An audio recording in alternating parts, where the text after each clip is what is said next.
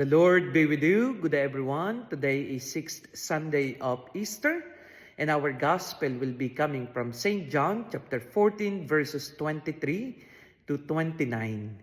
In the gospel, Jesus Christ was giving his farewell teachings to his disciples because he knew that his time here on earth will have to come to its end.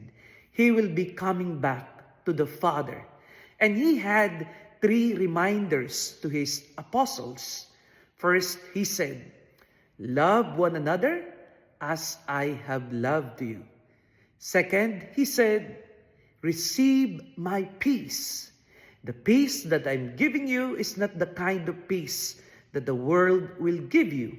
And number 3, he said, "Do not let your hearts be troubled." Isn't it? Our parents will do the same to all of us, their children.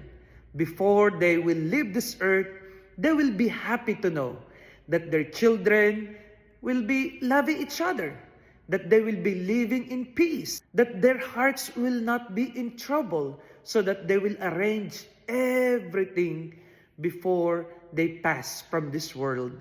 The same thing with Jesus Christ. And He always wants all of us to be on the right place. He always wants all of us to be according to the will of God. And what is the will of God? That we live in love, that we live in peace, that we will not be in trouble, and we will always be looking forward to be with Him in paradise one day. Jesus Christ will go back to the Father, and He would like the best for us so that His mission can be truly accomplished through us. Let us not fail Jesus who have won the battle for us. Let us not fail Jesus, He who saved us.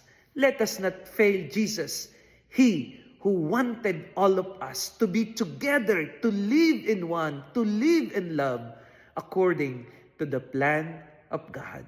Because Jesus Christ would always say, "I will not let anyone whom the Father has entrusted to me to be lost." Rather, He would like to gather all of us in love, in peace, and in security. May you find Jesus and be true heirs of the kingdom. God bless.